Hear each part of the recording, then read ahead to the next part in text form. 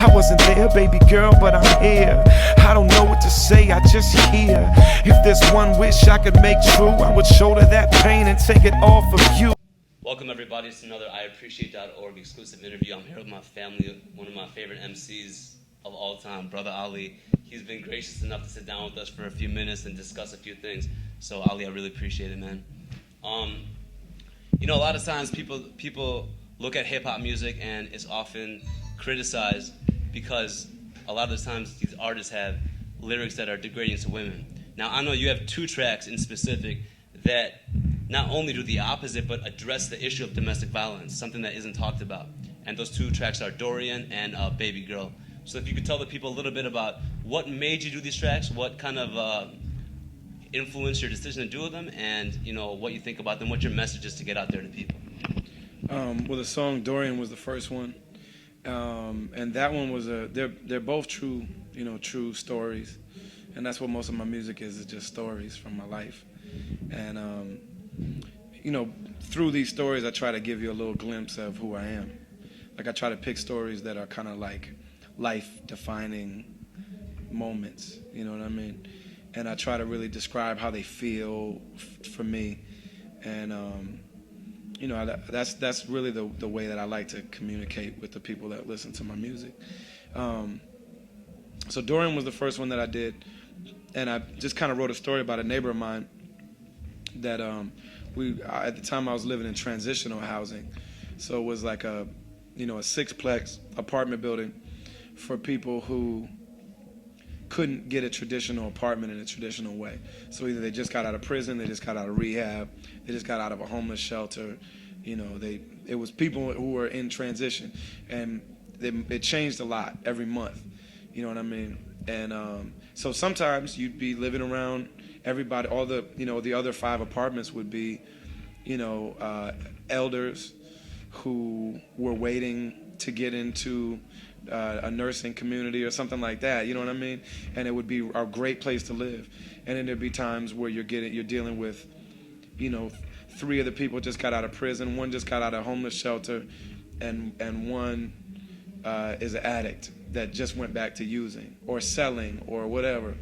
But there was a guy and his girlfriend that lived across the hall from us for about 3 months probably. And they were so young. Like I was young at the time too. Like I was probably like 22 or something like that. But they were like 18, and it was obviously their first apartment. And you could hear them. They argued all the time, and it was definitely abusive, and it just got worse and worse and worse and worse. And I've never been a big fan of calling the police, but there were times where we would just because we didn't know what else to do.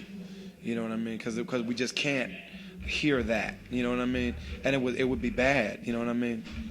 And so finally, one of the times I just didn't know what to do anymore. And it was so graphic, and you could hear it so well because it was like a really thin walls. And I just knocked on the door, and I was trying to have a moment with the guy, like, come on, man, like, Let's go for a walk or something. This is the Dorian track you're talking about. Yeah.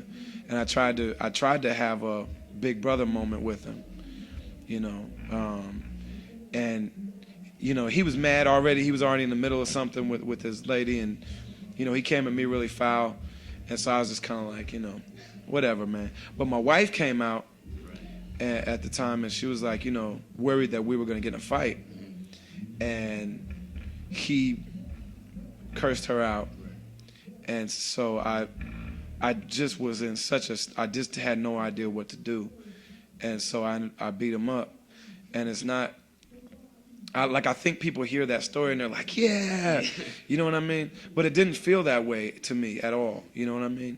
It really didn't feel like a badass moment, you know what I mean? It was just like I just had no clue what to do, you know what I mean? And I've been around so many situations of just, I just have a certain fear in my heart. Like that's one of the only things that like really scares me is like men treating women a certain way, and like it's a fear that I have that like I just don't know how to this day I don't really know what to do about it. You know what I mean? But so I just kind of like I just couldn't think of what else to do. And I beat him up, and somebody had already called the police that day on him because he was beating up his lady friend or whatever. But when the police showed up, I had, Done a number on him. like I had been like punching him and stuff like that, and so they ended up, directing it at me. You know what I mean? And his lady was like, that guy's beating up my boyfriend. You know what I mean? And it was like, he was just in there fucking you up. Right. You know what I mean? And it told me it was just such a sad, like that's really supposed to be a sad story, because everything about it is sad. Yeah. And I think it's kind of taken, like, I think people that don't know that situation hear it and they're like, they think it's like a good triumphs over evil, or like the righteous badass, you know what I mean? And my friends used to make fun of me because, like, when I lived in that environment, I would punch people sometimes because I just didn't know what else to do. You know what I mean? Right, but it was always be like, it's crazy because we were on tour one time and there was a guy that was like kind of roughing up his girlfriend. And I just got off stage and I was just like, hey man, what are you doing? And I know now that he was just saying whatever, but like when he did that, he was kind of drunk and his hand just kind of like hit my nose or whatever. And I punched him. And like, so I kind of like got this, like, it was, my friends used to kind of even like, mess with me, like, and because I'm a Muslim, they'd be like, Brother Ali, bringing the jihad to your bitch ass. You know what I'm saying? Like the fist of righteousness. Like they'd be like, oh shit, here comes the fist of righteousness. You know what I mean? And it wasn't that like that for me at all. Like I don't think that I really was made to be a violent person, really at all. And like I'm so, like I think I'm passive, you know what I mean? But like in certain situations, I just really didn't know what else to do, you know what I mean? And I do have this really kind of like fearful, really uncomfortable place for that kind of stuff, you know what I mean?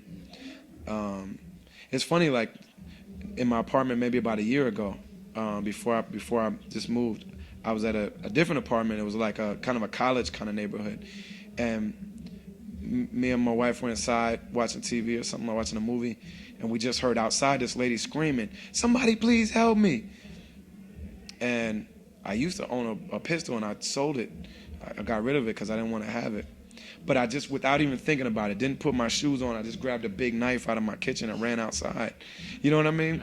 And the police showed up, and I'm just like, oh, like threw the knife, like, and I'm like outside with no shoes on, you know what I'm saying? And a big knife, and like, it's not good, but it's like, that's not a good thing. And it's not like something I'm proud of or anything like that.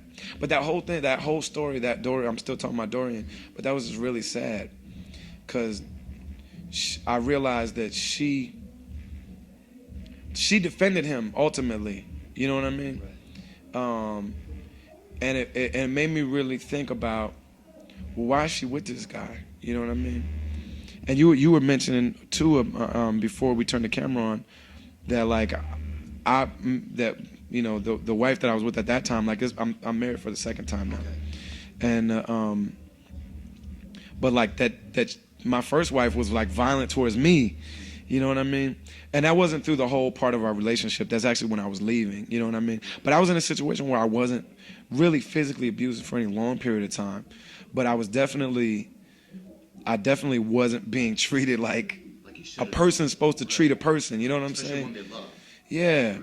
And it made me really realize like that I wanted to write a second part of that song about her and that dude, because I was in a really similar situation that I was really, and it really gets back to people and the way that they feel about themselves and what they allow. You know what I mean? Like we tend to link up with the people that we think we deserve. You know what I mean? And at that time, my opinion of myself wasn't high enough to think, that I was in this kind of thing where I felt like this woman was almost like a project for me.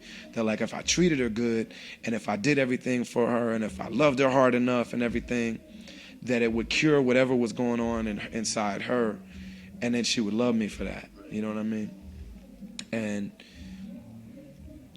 it wasn't really until I started going on tour. Like I was on tour for about a good solid year, and my music started picking up, and I started getting different kind of attention from women. Not that that was great either, because that's not real either. You know what I mean? But just seeing the world and traveling, and like it just put this whole new perspective on things. And the whole time that I was working on this music, her basically telling me, "You're never gonna do that." You know what I mean? Rappers are supposed to be fine, and like, you know what I'm saying? Like, you don't look right, and you know all.